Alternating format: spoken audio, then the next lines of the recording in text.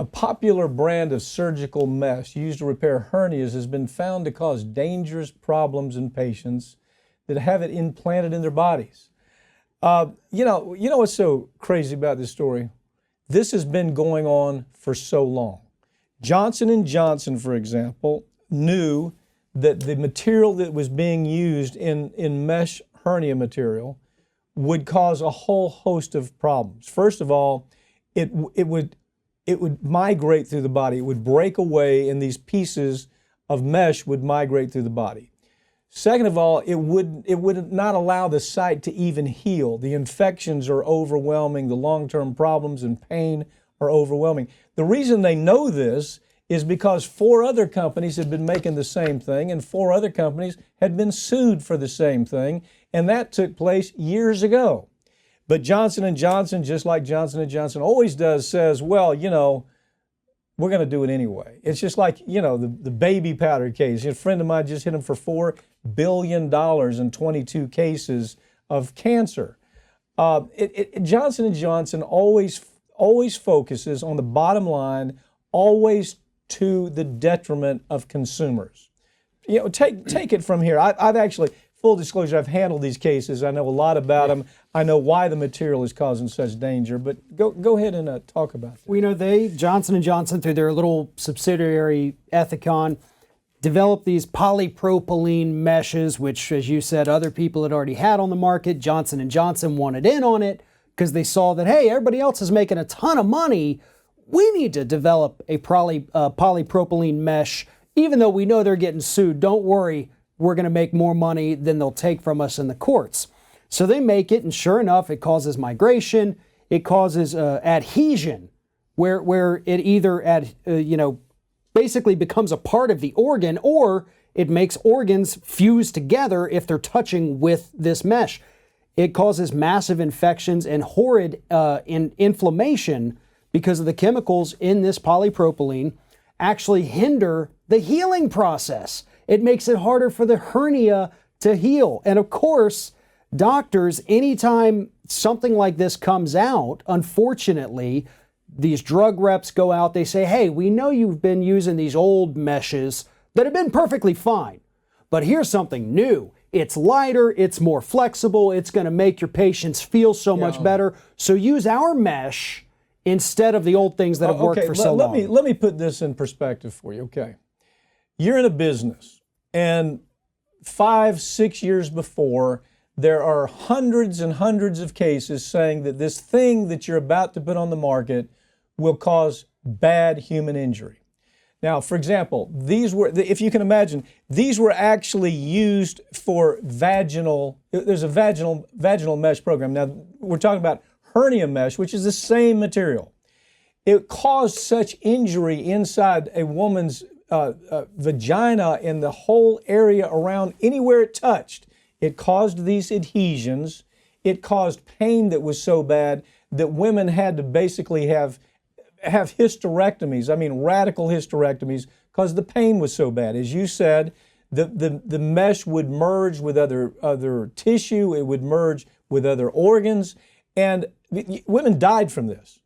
And there's no difference in the material we're talking about here, where they use this for small bowel resections, they use it for ventral hernia repair, they use it for bilateral tissue flaps, they use it for a whole host of things. Why do they use it? They use it because doctors who aren't really trained in some of these procedures can then say, well, I don't really need to have special training, I'll just use this mesh package that little Susie distributor, shows up at the doctor's office with cupcakes. Doc, we got a new product. It's this mesh product. You can use it in surgery. You don't have to be a specialist. You can put this in anybody's body. It is a disaster. And Doc, who simply is looking at the business aspect of it, says, oh, that's great. I can do more procedures. I don't have to have special training because I have this package. It's the hernia package. It's the Johnson & Johnson hernia package that I can use every single day without special training. And in the meantime, they botch the process, and hundreds of thousands of people all over the world are using these kinds of products, and it's killing them.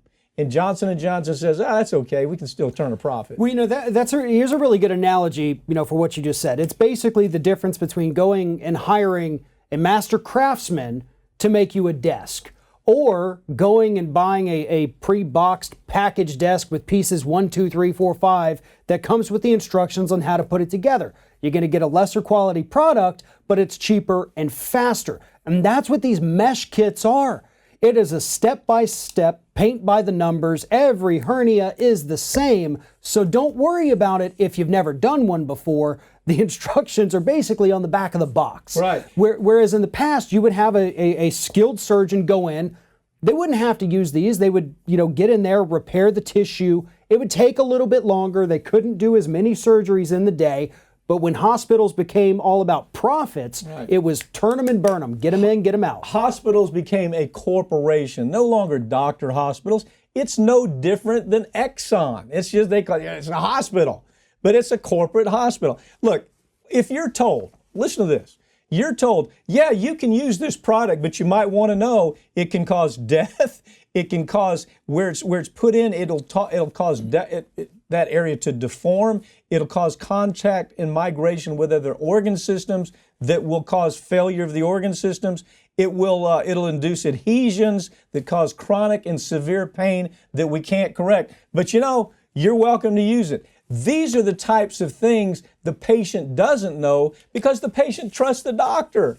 The doctor says, oh yeah, this is good stuff. And if they only understood how little the doctor really knows about it, especially the doctors who are using this stuff. Because these aren't doctors, as you say, most of the time it's not like specialist craftsmen, surgeons who can solve this problem without hernia without any kind of mesh. They can solve it without mesh. They can solve it with real tissue. But you know what? Every doctor can't do that. Therefore, you reduce the business that a doctor can do. Right, and you got the board of directors at a hospital saying, hey, you spent 3 hours on this surgery. We could have had the guy from down the hall do it in 1 hour with a mesh kit. That's more money. But also, we have to talk about the FDA's role in this because Johnson & Johnson, as you said, they came to the mesh party a little later than everybody else. So later. They didn't have to get approval for their hernia mesh because the FDA is so screwed up that the rule is you walk into the office and say, hey, I've got this new mesh, but it's so similar to these other meshes on the market that we didn't have to do any testing because they did the testing. You approve theirs, you have to approve ours. And when it goes bad, doctors that we talked to, the first round of these mesh cases, doctors we talked to said it's the equivalent of trying to remove concrete from rebarb when we're trying to remove this. Only we're talking about human tissue that is absolutely destroyed in the process.